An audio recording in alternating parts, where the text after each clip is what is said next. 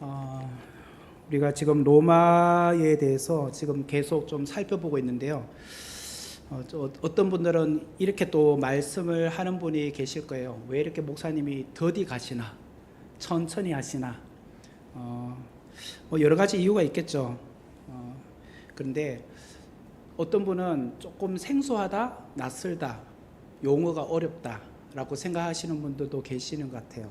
그래서 사실 이렇게 천천히 하는 것이 나중에 되돌아보면 남는 것이 더 많습니다. 가랑비에 옷 젖는다라는 말도 있듯이 우리가 뭔가 이렇게 소근소근 뭔가 내리는 것 같은데 나중에 보면 뭔가 이렇게 많이 쌓여져 있어요. 우리 안에 그만큼 많은 것을 쌓아져 간다라는 것을 보게 되죠. 뿐만 아니라 여러분들 다들 아마 가정에서 콩나물을 키워보신 적이 있으실 겁니다. 저는 직접 키우지는 못했지만 어린 시절 부모님이나 또 할아버지 할머니들이 또 가보면 콩나물 키우는 걸 많이 봤거든요. 콩나물 키울 때 보면 뭐 밑에 땅에다 묻어놓고 하는 게 아니라 그냥 채반에다가 물이 막 쑥쑥쑥 빠지는 데다 그냥 물 한 바가지씩 주면서 또 검은 천으로 덮어뒀다가 또 때가 되면 검은 천을 걷어서 또 물 한 바가지씩 주면은 그게 자라더라고요. 그것처럼 우리의 신앙도 이렇게 성경 공부를 통해서 물을 주는 거예요. 물을 주면은 안 자란 것 같아도 나중에 보면 또 자라고 있어요. 그리고 이 성경 배경을 공부하는 것이 여러분 성경을 공부할 때나 여러분 스스로 읽을 때나 또 말씀을 들을 때에 많은 도움이 되실 겁니다. 단지 무조건 믿어 아멘 아멘 그렇게 맹목적으로 우리가 듣고 배우는 것도 중요하겠지만 사실 이런 모든 백그라운드를 알고 성경을 또 더 깊이 알면서 하면은 우리에게 많은 유익이 있으리라고 생각을 합니다. 지금 하고 있는 부분이 지난주에 했던 부분이 조금 반복되는 부분도 있습니다.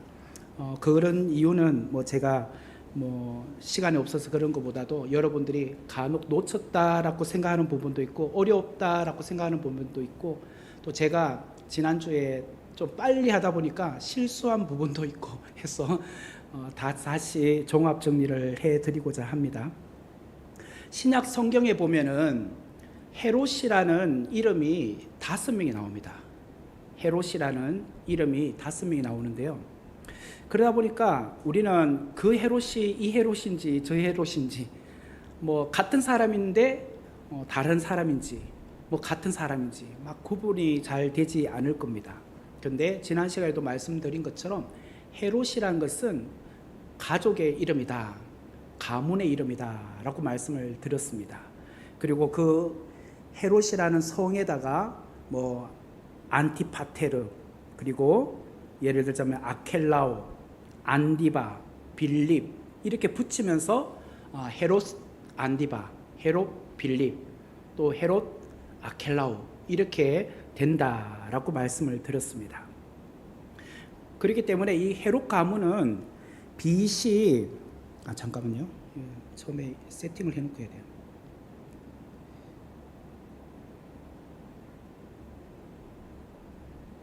헤롯 가문은 BC 37년부터 AD 70년까지 대략 한 100년 기간 동안 이 헤롯 가문이 유대 전역을 지배하고 뭐 통치했던 그런 가문이다라고 생각을 하시면 되겠습니다. 그 중에 우리가 성경에는 등장하지 않지만 우리가 유념 있게 보아야 될 헤롯 가문의 중요한 인물이 바로 헤롯 안티파테르라는 사람입니다. 그 1번에 이제 괄호라고 되어 있는데요. 원래 헤롯 가문은 에돔 족속이라고 했습니다. 에서의 후손이 에돔 족속인데 에돔 족속에서 이두메라는 사람들이 나왔죠. 그 이두메 사람들의 후손들이 바로 헤롯 가문인데요. 여기서부터 이제 헤롯 가문이 시작이 됩니다. 헤롯 안티파테르는 사실은 우리가 1차 3두 정치에 3명의 인물이 있었다고 했는데 율리우스 카이사르, 그 다음에 폼페이우스, 그리고 크라수스 이 세 명이 있었는데 사실 크라수스는 그렇게 인지도가 있는 사람은 아닙니다. 좀 인지도가 있었던 사람이 폼페이우스와 가이사르였는데요. 처음에는 폼페이우스가 더 영역도 많이 확장했고 실제로 터키 지역, 아나톨리아 지역을 점령해서 그 로마 식민지로 만들었던 사람이 폼페이우스 장군이라고 합니다. 그 사람이 더 이렇게 인지도가 있었는데 그러다 보니까 율리우스 카이사르는 조금 거기에 비하면 좀 눌렸어요. 그러다가 애굽 땅으로 피신을 가게 됐습니다. 좀 이렇게 쫓겨다니면서 했는데 그때 좀 전에 말했던 이 안티파테르라는 사람이 사실은 폼페우스를 도우면은 더 이렇게 유리할 줄 알았는데 이 사람이 카이사를 도왔어요. 그러다 보니까 카이사를 도와서 자기의 군대를 이끌고 애굽에 내려가서 오히려 폼페우스와 싸웠어요. 그런데 그것이 역전이 되어서 율리우스 카이사르가 결국은 로마 전체를 지배하는 사람이 되었습니다. 실제로는 그 뒤에 가면은 이 율리우스 카이사르의 손자였던 옥타비아누스 때 이제 로마 전체를 다스리는 황제가 되잖아요. 그럼 베이스를 깔아주었던 사람이 바로 헤롯 안티파테르라는 사람이었습니다. 그래서 이 카이사르가 어느 정도 안정이 되었을 때에 헤롯 안티파테르에게 유다 땅을 다스릴 수 있는 총독의 권한으로 임명을 해 주었다라는 거예요. 그로 인해서 이 헤롯 안티파테르예요. 헤롯 안티파테르가 유다 지역을 통치하는 총독이 되었어요. 사실은 유대인이 아님에도 불구하고 이제 유대 땅을 다스리는 그런 총독으로 그런 역할을 하게 되었는데, 근데 이 사람이 4년 만에 암살을 당하여서 죽게 되었습니다. 그러면서 이 로마에서는 안티파테르의 3명의 자녀들이 있었는데 아들 2명이 있었어요. 파사엘과 헤롯과 그 다음 딸 1명 살로메가 있었는데, 그 중에 파사엘에게는 유다를 다스릴 수 있는 총독의 권한을 줬고 헤롯에게는 갈릴리 지역을 다스릴 수 있는 총독의 권한을 줬습니다. 그런 와중에 이 파사엘이라는 이 아들이 그만 일찍 요절을 합니다. 여기 보면 BC 40년이라고 나오는데요. BC 40년에 그만 일찍 죽으면서 이 헤롯이라는 두 번째 아들이 이곳 유다 지역과, 유다는 이제 사마리아 지역도 어느 정도 포함이 됩니다. 그 다음에 자기가 있는 갈릴리 지역, 이 두 개의 영역을 통합하는, 쉽게 말하면 이스라엘 거의 대부분을 이제 총괄하는 그런 총독의 역할을 하게 됐어요. 그러다 보니까 이제 전체 지역을 다스리다 보니까 우리가 일반적으로 총독이지만 사실은 큰 권한이 주어지는 그런 위치에 있다 보니까 이 사람을 우리가 흔히 헤롯 대왕이라고 부릅니다. 헤롯 대왕. 그래서 우리가 헤롯 대왕이다라고 일반적으로 생각을 하면 됩니다. 이 헤롯 대왕이 BC 37년부터 BC 4년까지 유다 전체를 다스리는 그런 왕으로 있게 되었습니다. 그러면서 이 사람이 사실은 유다인이 아니다 보니까 한계가 많았어요. 이스라엘 사람들은 이 사람을 별로 좋아하지 않았죠. 왜냐하면 로마가 임명해준, 우리 과거로 거슬러 가면 야곱의 형 에서의 후손이면서 이돔의 사람이기 때문에 그렇게 좋아할 리가 없죠. 그러다 보니까 이 헤롯이 이스라엘 사람들에게 환심을 얻기 위해서 큰 건축 사업을 했다고 제가 말씀을 드렸습니다. 그 중에 첫 번째가 가이사라라는 도시였습니다.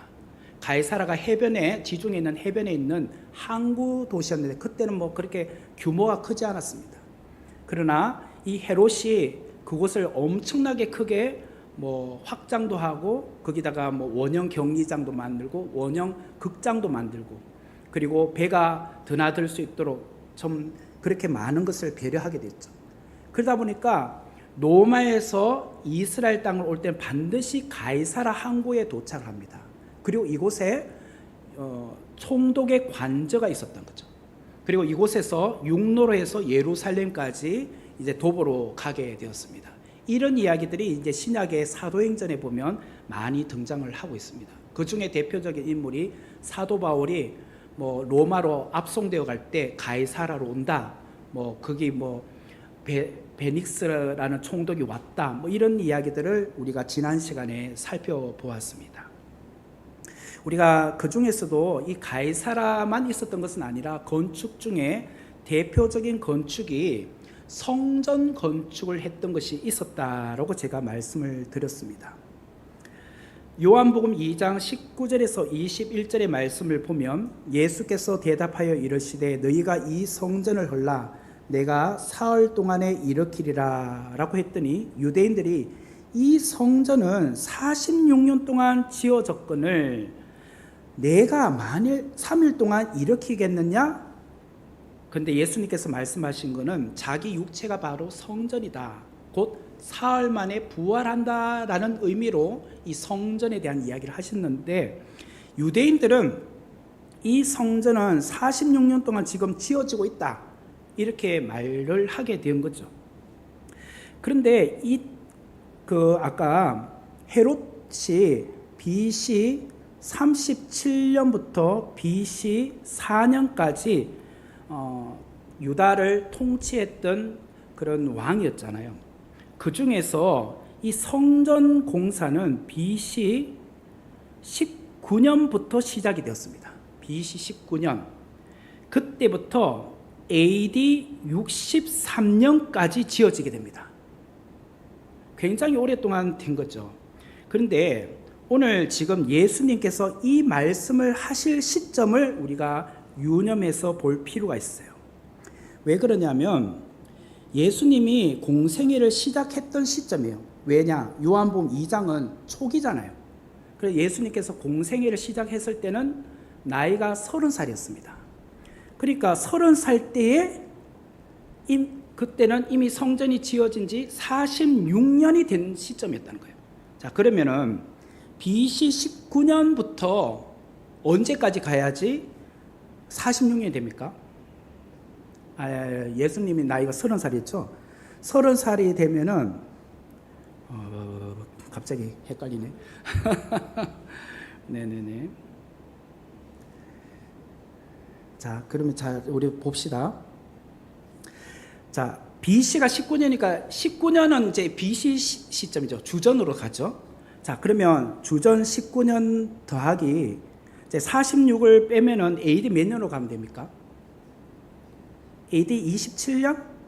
그렇죠? 27을 더하면은 되겠죠.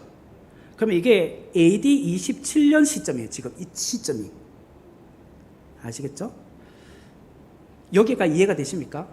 자, BC 19년에 성전이 지어지기 시작을 했는데 지금 이 시점은 예수님께서 30살 될 때에 이 성전이 곧 헤롯 성전이에요. 46년째가 되었다는 거. 지어지고 있는 지가 46년이 됐다는 거예요. 그러면은 27을 더하면 이제 곧 46년이 되잖아요, 지금. 그러니까 AD 27년에 이 이야기를 하신 거예요. 자, 그러면은 지금 뭐가 지금 문제가 생기느냐? 예수님의 출생 연도가 좀 헷갈리기 시작합니다. 그죠? 제가 이 성경의 땅 첫날 할 때에 우리가 예수님의 탄생을 시점으로 해가지고 AD와 BC로 나누어진다고 말씀을 드렸어요. 그래서 BC는 Before Christ라고 해서 예수님이 오시기 이전을 BC라고 해요. 여기서 이제 첫 글자 BC를 땄단 말이에요. AD라는 것은 아노 도미니라고 해서 주님의 해라는 뜻이에요. 이게 라틴어예요. 주님의 해. 근데 그 시점이 예수님의 탄생 시점이에요. 그럼 우리는 일반적으로 예수님께서 중심으로 태어난 시점부터 1년, 2년, 3년 예수님이 태어나기 이전에는 BC 1년, 2년, 3년 이렇게 이제 계산을 했단 말이에요. 생각을 했단 말이에요. 그러나 좀 전에 AD 27년이 지금 성전이 46년이 지어지고 있다라고 하는데 예수님 나이는 30살이잖아 이때가. 공생이 시작하니까. 그러면 뭐가 안 맞아. 그러면은 이게 지금 BC 3년, 4년으로 거슬러 올라가야 돼. 그죠? 근데 참고로 우리가 알아야 될 것이 무엇이 있느냐면, 자, 보시면 BC 5년, 4년, 3년, 2년, 1년 다음에 0년이 있을까요? 그 다음에 1년, 2년, 3년 그렇게 맞을까요? 아니에요. BC 5년, 4년, 3년, 2년, 1년 다음에는 AD 1년으로 가요. 0년이라는 게 없어요. 그래서 다시 1년으로 간단 말이에요. 그렇기 때문에 실제로는 이게 지금 BC 3년이라고 하면 안 돼요. 자, 제가 처음 시작할 때 아까 헤롯 왕이 BC 37년에서 BC 4년까지 살았다고 했어요. 예수님께서 태어났을 때 그 헤롯 대왕을 말해요. 여기 헤롯 왕 때라고 할 때 이 헤롯은 지금 방금 말에는 헤롯 안티파테르의 아들 헤롯 대왕을 말해요. 헤롯 대왕 때에 예수께서 유대 베들레헴에서 나셨다고 나와요. 그리고 나서 13절 이렇게 이제 가다가 19절에 보면 헤롯이 죽은 후에 주의 사자가 애굽에서 요셉에게 현몽하여서 이제 헤롯이 죽었으니까 다시 돌아가라라고 했을 때 이들은 그의 아들 아켈라오가 왕이 된 것을 알고, 아켈라오도 좀 악한 왕이었거든요. 그래서 아버지 못지않는 그런 왕이었다라고 생각해서 나사렛으로 가요. 이 이야기를 하는데 이 죽었을 때가 BC 4년이에요. 헤롯이 죽었을 때 BC 4년. 그러면 예수님은 BC 4년 이전에 태어나셔야 돼요. 그죠? 그래서 BC 5년이에요. 이게 계산착오예요. 계산착오. 이게 이제 뭐 후대에 이렇게 계산하다 보니까 뭔가 지금 착오가 생긴 거지, 우리가 일반적으로 기본적으로 before Christ 할 때는 BC, 이게 예수님 이전이라고 하는 것이 중심을 하는 건데 이게 우리 인간의 착오 때문에 그렇다라고 여러분이 생각하셔야 돼요. 그래서 헤롯 왕이 BC 4년에 죽었는데 적어도 만약에 헤롯 왕이 5월달에 죽었다 하면 적어도 예수님은 2월달, 1월달이나 그 앞에 해에 태어나셔야 되는 거예요. 그래서 헤롯 왕이 왕으로 있을 때에 유다 베들레헴에서 예수님이 나셨다는 것을 동방박사를 통해서 정보를 듣고 베들레헴 인근에 있는 2살 미만의 사내 남자들 다 죽이잖아요. 그때 예수님이 피신을 하잖아요. 애굽으로 가게 되잖아요. 그렇기 때문에 최소한 예수님은 BC 5년에 태어나야 돼요.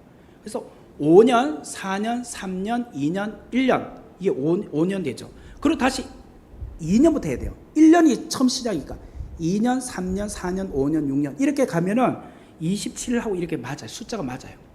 그래서 AD 27년이 되는 거예요. 27년 때에 좀 전에 말했던 이 성전이 지어지고 있는 지 46년째다라는 말이 나오는 거예요. 여러분들이 그래서 요한복음 2장에 나오는 성전이 46년째 지어지고 있다는 것은 AD 27년이라는 것을 여러분들이 어느 정도 알고 계시면 좋으실 것 같습니다. 그리고 예수님의 출생 연도는 적어도 헤롯 왕이 죽기 이전이어야 되기 때문에 BC 4년보다는 뒤로 이전으로 가야 된다라고 여러분들이 또 참고를 하셔야 돼요. 그리고 거기 보죠. 예수님께서 사역을 시작하실 때가 이제 공생이 시작했을 때가 30세로 나오기 때문에 아까 요한복음 2장에 나오는 것은 30세였다라는 것을 참고하실 수 있고요.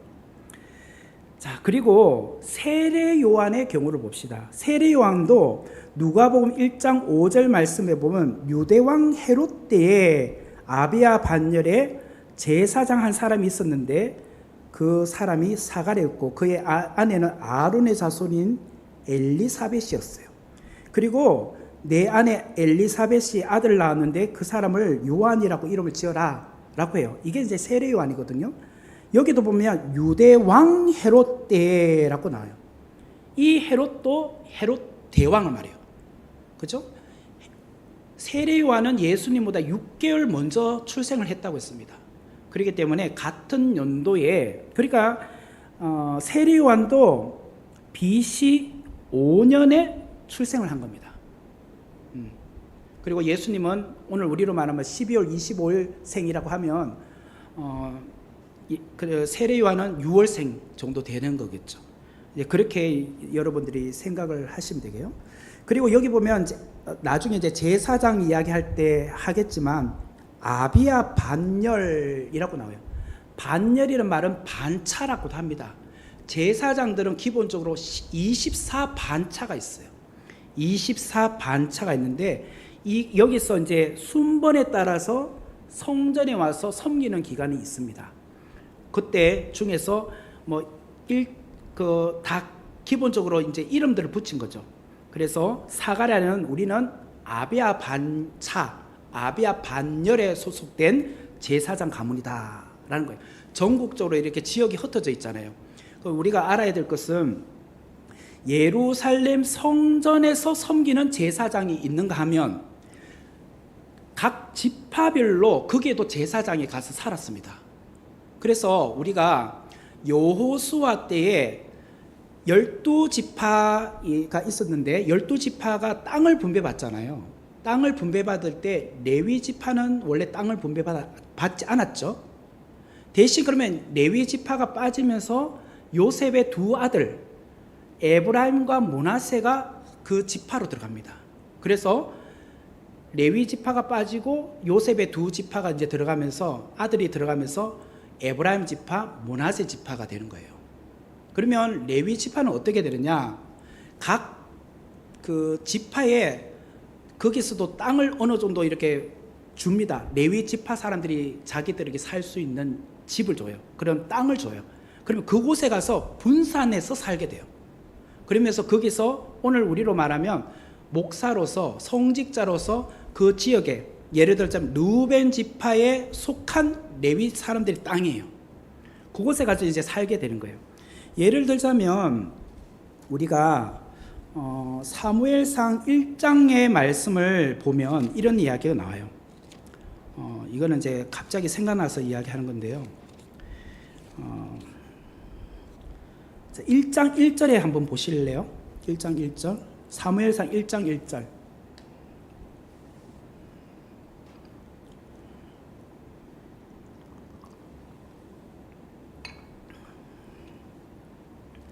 사무엘상 1장 1절 말씀에 보면 에브라임 산지 나마다임 소빔에 에브라임 사람 엘가나라는 사람이 있었으니 그는 요로함의 아들이요 엘리후의 손자요 도후의 증손이요 숲의 현손이더라 라고 하면서 그에게는 두 명의 아내가 있는데 한 사람은 한나고 또 다른 한 사람은 브린나였죠. 우리가 잘 아는 한나에게서 사무엘이 나오잖아요. 자, 그러면은 사무엘은 제사장이죠. 그럼 제사장이면 기본적으로 레위 지파가 돼야 되죠. 그런데 1절에 보면은 에브라임 사람이라고 나오잖아요. 그럼 에브라임 지파입니까? 므낫세 지파, 에브라임 지파, 루벤 지파, 갓 지파 할 때 그 에브라임 지파냐 말이에요. 아니에요. 에브라임 사람이란 것은 에브라임 지파 사람들이 살고 있는 그 지역에 레위 지파 사람들이 속해 있다는 거예요. 그래서 에브라임 속에 있었기 때문에 에브라임 사람이라고 그냥 말해주는 거지 기본적으로는 레위 지파 사람들이에요. 그렇기 때문에 제사장 가문이 될 수 있죠. 그래서 그런 개념을 알고 계셔야 돼요. 잘못 읽으면 우리가 왜 그러면 사무엘이 에브라임 사람인데 어떻게 제사장이 되지? 레위 지파도 아닌데? 이렇게 좀 혹시 착각할 수 있어요. 그게 아니라는 것을 제가 여기서 이제 말씀을 드리는 거죠. 자, 그렇게 보시면 되겠고, 이제 반차, 반열에 대해서는 나중에 제사장 이야기 할 때 제가 언급을 하도록 하겠습니다. 자, 오늘은 제가 지난 시간에 이제 솔로몬 성전에 대한 이야기를 좀 했지만 오늘 이제 세 가지 성전을 조금 다 정리를 좀 하려고 합니다. 기본적으로 성전, 우리가 첫 번째는 솔로몬 성전이죠. 솔로몬 성전을 흔히 제1성전이라고 합니다. 제1성전. 첫 번째로 세워진 성전이라고 해서 제1성전이라고 하는데, 이거는 솔로몬 때 지어진 성전입니다. 역대하 3장 1절 말씀을 보면 솔로몬이 예루살렘 모리아 산에 여호와의 전 건축하기를 시작하니 그곳은 전에 여호와께서 그의 아버지 다윗에게 나타나신 곳이요 여부스 사람 오르난의 타작마당에 다윗이 정한 곳이다 라고 하면서 예루살렘 모리아 산이라고 말씀을 드렸어요, 지난 시간에. 그래서 이곳에 아브라함이 이삭을 번제로 바친 곳이고, 또한 그의 아버지 다윗이 여부스 사람 오르난의 타작마당에서 이제 다윗이 정한 곳, 연병이 들었을 때 거기서 이제 연병이 멈췄던 곳이라고 제가 말씀을 드렸습니다. 이곳에다가 솔로몬이 성전을 건축하게 되죠. 자, 그러면은 성전을 건축한 연도를 우리가 알 수 있습니다. 그걸 통해서 출애굽 연도도 확인할 수 있어요. 성경에 그게 명확하게 나와요. 자, 여기 보면은 열왕기상 6장 1절에 보면 이스라엘 자손이 애굽 땅에서 나온 지 480년이 되었다라고 나와요. 애굽 땅에서 나온 것은 곧 출애굽이죠. 출애굽해서부터 480년째가 언제냐? 솔로몬이 왕이 된 지 4년째였다는 거예요. 4년째인 15월. 이 15월에 대한 이야기도 나중에 제가 이제 이스라엘 기후에 대해서 이야기할 때 제가 설명을 드릴게요. 몇 월 달은 뭐라고 부르고 몇 월 달은 뭐라 부르고 그 용어가 있어요. 그거는 제가 이제 앞으로 계속 설명을 드리겠습니다. 그게 15월이 둘째 달이라는 의미인데, 둘째 달을 15월이라고 불러요. 그게 이제 지금 중요한 게 아니라 솔로몬이 왕이 된 지 4년째에 성전 건축을 시작했다는 거예요. 자, 그러면 솔로몬이 왕이 됐을 즉위 연도가 몇 년이죠? 잘 모르면 제가 말씀드렸죠. 다윗을 기억하라고. 다윗은 눈과 눈썹. 그렇죠. BC 1010이 다윗의 즉위 연도를 알고 있죠. 여기서 40년을 빼면 BC 970년이 때까지 있었죠. 그러면 970년이 솔로몬이 즉위 연도니까 여기서부터 4년이니까 4년 빼면 되잖아요. BC 966년이에요. 966년이 솔로몬이 즉위 4년째 되는 해에 성전 건축이 시작됐다는 거예요. 자, 그러면 여기서부터 480년을 더하면 출애굽 연도가 나오는 거예요. 자, 그러면 출애굽 연도는 966 더하기 480. 저는 계산이 안 되는데. 몇 년이죠? BC 1486년이에요. 저는 계산이 안 되기 때문에 미리 적어 왔어요. 네. 그래서 출애굽 연도는 BC 1486년입니다. 자, 그러면 이때 모세가 80세였잖아요. 80세에 출애굽 시키잖아요. 80세 때 하나님이 부르셨으니까. 그러면 모세는 몇 년생이에요? BC 1406년생이죠. 80을 빼면 되니까. 아니다. 더 해야죠. 그거 더 해야 돼. 여기서 이제 더 해야 돼. 더 해야 되는 거 아닌가? 그죠? 과거를 거슬러 가야 되니까. 80세니까. 그러면은 어떻게 되죠? 1566년. 네. 1566년생이에요. 왜 이제 이런 말씀 드리냐면, 기본적으로 우리가 기억해야 될 것은 아브라함은 2000년도예요. BC 2000년도. 그리고 모세는 BC 1500년도. 다윗은 BC 1100년도. 1010의 1000년도라고 기억하시면 돼요. 그래서 다 500년 단위라고 생각하시면 쉬워요. 아브라함 2000년. 그러면 모세는 1500년. 그 다음에 다윗은 1000년. 그리고 남유다가 멸망할 때가 BC 586년이죠. 그러니까 500년 후반. 그래, 이게 500년 단위로 뭔가 좀 큰 일들이 일어나고 있어요, 지금. 그리고 또 이제 우리가 이제 500년 뒤가 예수님 탄생. 예. 그렇게 이제 기억하면 우리가 연도는 정확하게 몰라도 굵직굵직한 연도에 어느 시점에 누가 태어났다라는 것은 이제 기억을 할 수 있겠죠. 그러니까 모세가 1566년생이다라고 이제 대충 우리가 감 잡을 수 있어요. 왜 제가 이런 말씀 드리냐면 모세 오경이 결국 모세 때 지어진 거니까 그럼 BC 한 1500년 뭐 1480년대 이때 지어져야겠죠. 왜냐하면 부르심을 받고 광야 생활하면서 신명기도 쓰고 창세기도 쓰고 이렇게 했을 거니까 그러니까 1400 BC 1400 뭐 몇 년도에 성경이 이제 처음으로 모세 오경이 기록되기 시작을 했다라고 우리가 생각을 하면 되겠죠. 자, 솔로몬이 왕이 된 지 4년째 그때 성전이 건축이 되었고, 자 그리고 자 아까 말했던 거죠. 열왕기상 6장에 보면 넷째, 그러니까 솔로몬이 4년째에 15월이 2월이라 했죠. 솔로몬이 이제 성전을 건축하기 기초를 쌓았는데 11째 불월에, 이게 불월이 8째 달이에요. 그때 성전이 완공이 됐대요. 자, 그러니까 이게 성전이 7년 공사한 거예요. 7년. 우리가 잘 아는 솔로몬 성전은 7년 동안 공사한 거예요. 근데 뭐 기본적으로 다윗이 기본적으로 모든 자재를 다 준비해 놨어요. 두로에서 뭐 백향목도 갖다 놓고 이미 솔로몬이 짓도록 하기 위해서 모든 것을 준비 과정은 다윗이 다 했어요. 그렇기 때문에 뭐 솔로몬은 그저 먹고 간 거는 사실이지만 그래도 부지런히 열심히 했는데도 7년이 걸린 거예요. 그리고 솔로몬 성전이 얼마나 화려합니까? 그런데 아까 헤롯 성전 보세요. 46년 동안 지어지고 있잖아요. 솔로몬 성전이 7년 걸렸는데 헤롯 성전은 46년 걸렸으니까 얼마나 큰 공사였겠냐는 거예요.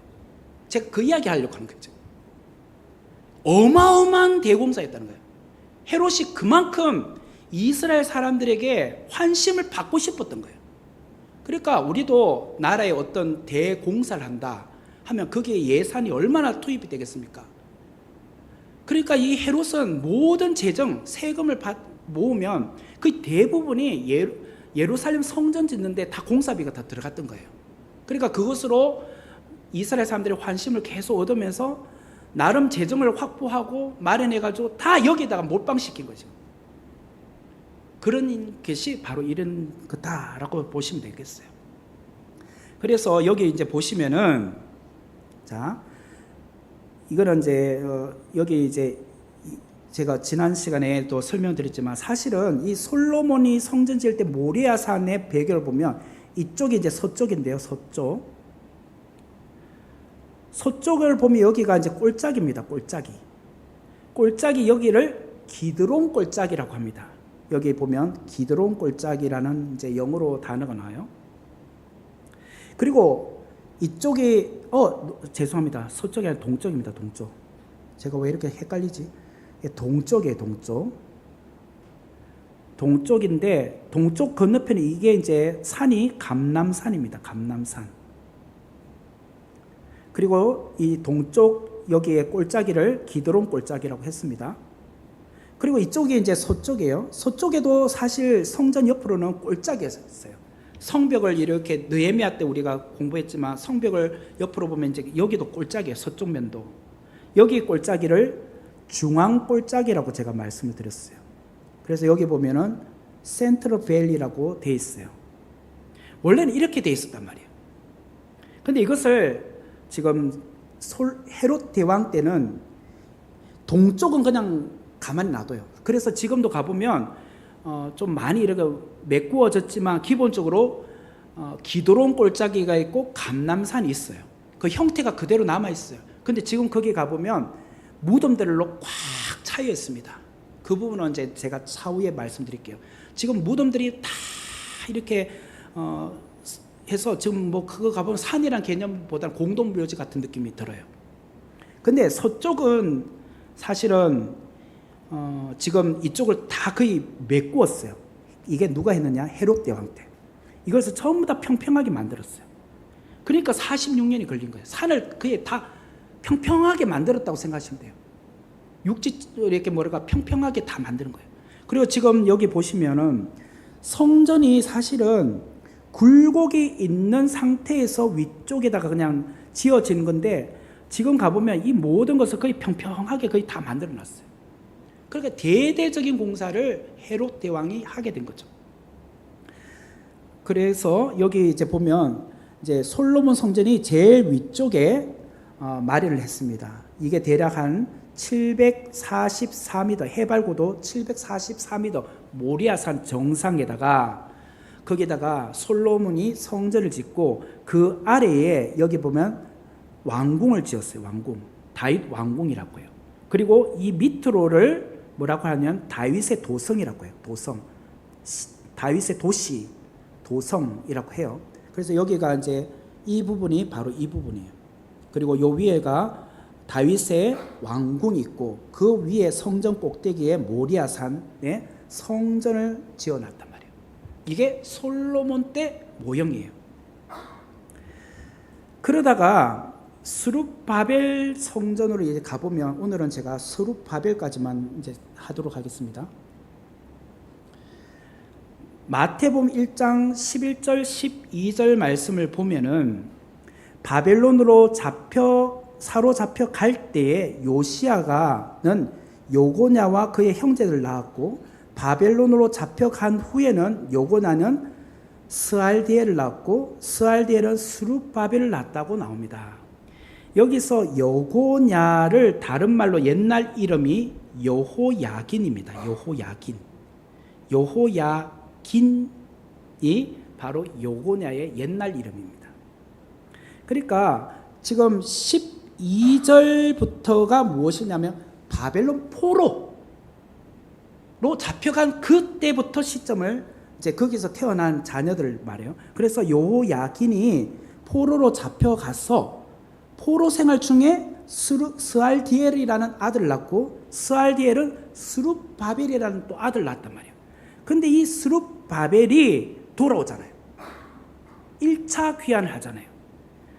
그래서 여호야긴이 잡혀갔을 때는 BC 597년이었어요. 이게 2차 포로예요. 2차 포로. 바벨론 2차 포로. 오늘 오전에 말했던 다니엘은 1차 포로예요. 1차 때가 BC 605년이었어요. 605년 때 다니엘과 그의 세 친구들이 잡혀갔고 2차 때는 BC 597년. 이 연도는 좀 외워놓으면 좋아요. 3차 때가 시드기야 왕이고 그때 망하죠. 586년인데 이 중에 여호야긴은 2차 때 포로로 잡혀가요. 그리고 스룹바벨이 돌아오는 연도가 BC 몇 년이죠? 536년이에요. 538년. 8년. 이때 돌아요. 538년. 정확하게는 537년이 돌아요. 제가 이제 왜 8년이라고 했냐면 고레스 칙령이 538년이었어요. 고레스 왕이 칙령을 이제 바사의 왕으로서 이제 바벨론 제국을 무너뜨리고 고레스 왕이 그때가 원년이었어요. 538년도에 칙령을 내려요. 그래서 소수민족이 원한다면 너희들 나라로 돌아갈 수 있도록 해주겠다. 그러면서 유다인들이 돌아가기로 준비를 하면서 1년 과정이 걸려요. 그래서 537년도에 스룹바벨과 예수아와 여러 이제 성도들이 함께 돌아오죠. 돌아오는 목적은 무너진 성전, 솔로몬 성전을 다시 재건하기 위해서. 성전이 586년도에 완전히 파괴됐잖아요. 그래서 다시 재건하기 위해서 537년도에 돌아와요. 537년도에 돌아오는 그 해부터 공사가 시작된 것이 아니라 그 다음 해인 BC 536년도에 이제 드디어 성전 공사가 시작이 돼요. 이게 스룹바벨 성전의 시작 시점이에요. 시작 연도. 그러니까 다니엘이 605년도에 끌려갔다 했죠. 이때부터 스룹바벨 성전이 이제 시작 공사되는 536년까지 이게 결국 70년이에요. 바벨론 포로 70년. 오늘 오전에 제가 구도로 설명했던 거예요.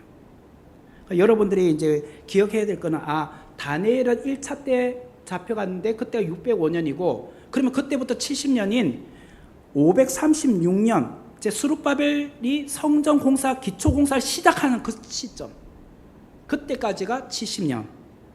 예, 그렇게 보시면 될 것 같아요.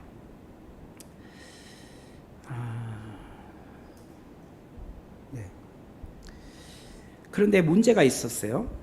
에스라서 4장 23절 24절의 말씀을 보면은 아닥사스다 왕의 조서 초본에 보니까 르훔 서기관 심셈 그리고 동료 앞에서 낭독하였는데 그들이 예루살렘으로 급히 가서 유다 사람들을 보고 권력으로 억제하여 그 공사를 그치게 했다는 거예요. 그래서 하나님의 성전 공사가 바사왕 다리오 왕 2년까지 중단되었다고 나와요. 좀 전에 BC 536년도에 기초공사가 시작이 됐는데 아닥사스다 왕 때 무슨 일이 있었냐면 주위에 사마리아 사람들이 고소를 했어요. 왕이시여, 있잖아요. 저 유대인들이 와가지고 성전 짓는 거 사실 성전 짓고 성벽 지어놓으면 결국은 당신들을 공격하기 위함이에요. 자기들 독립하려고 그래요. 그러니까 그 공사를 막으셔야 돼요. 성벽 지어보세요. 자기들이 나라 지킨다 그러죠. 그러면 안 되잖아요. 그래서 결국은 아닥사스다 왕이 성전 중단시켜버렸어요. 그러다 보니까 16년 동안 성전이 그만 중단되었어요. 가서 공사 좀 기초 공사 좀 하려고 하는데 결국 주위의 사마리아 사람들이 이런 사람들이 해방을 하는 바람에 16년간 성전 짓지도 못했어요. 그래서 뒤에 가보면 다리왕 좀 전에 2년까지 중단됐다 했죠. 그때에 결국은 이제 선지자 학계가 나와요. 이게 학계하고 스가랴스가 왜 나왔느냐면 학계 선지자와 스가랴 선지자는 중단된 성전 공사를 다시 재개하라고 하기 위해서 학계 선지자, 스가랴 선지자가 와요. 지금 이스라엘 백성들이 16년 동안 성전 공사를 중지하다 보니까 이제 영성이 다 떨어졌어요. 뭐 이제는 성전 안 지어도 우리가 여기 와서 그냥 살만하네. 뭐 예배는 뭐 안 드리면 그만이지. 그러고 있으니까 안 되잖아요. 그래서 하나님께서 너희들 그러면 안 돼.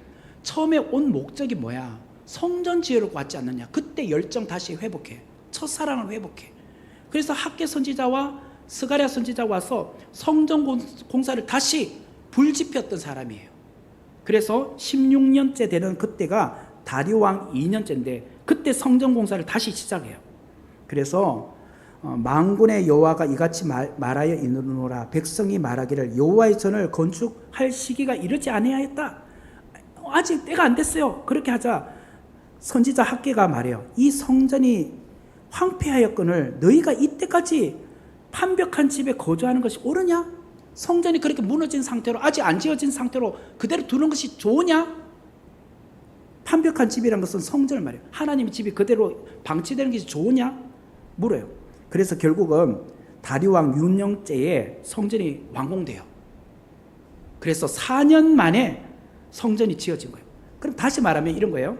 솔로몬 성전은 7년 동안 지어진 거예요. 스룹바벨 성전은 4년 만에 지어진 거예요. 그런데 헤롯 성전은 46년 동안 지어진 거예요. 그러니까 솔로몬 성전이 7년 동안 지어진 거에 비해서 스룹바벨 성전은 4년밖에 안 지어졌으니까 사실 규모가 작았어요. 그 이야기가 나와요. 스가랴서 3장 12절 13절 요 스룹바벨 성전까지만 하고 마칠게요. 이제 다 됐어요. 제사장들하고 레위 사람들이 과거에 이제 나이 많은 족장들은 첫 성전을 보았던 사람이래요. 뭐 다니엘처럼 오랫동안 살았던 사람은 옛날에 어렸을 때 성전이 기억나잖아요. 그 사람들이 이 성전의 기초를 놓을 때 대성통곡을 했다는 거예요. 그 20년 전의 이야기죠. 20년 전. 처음에 여 왔을 때 이때가 언제예요? BC 537년이었죠. 고레서 칙령 그 다음에 그러고 536년이네요. 기초 공사를 했으니까 536년도에 기초공사 딱 할 때 그때는 웅장하게 큰 터에 지었는데 이제 뭔가 그때 비해서 규모가 작으니까 옛날 70년 전에 성전 생각하니까 그때보다 너무 규모가 작잖아요.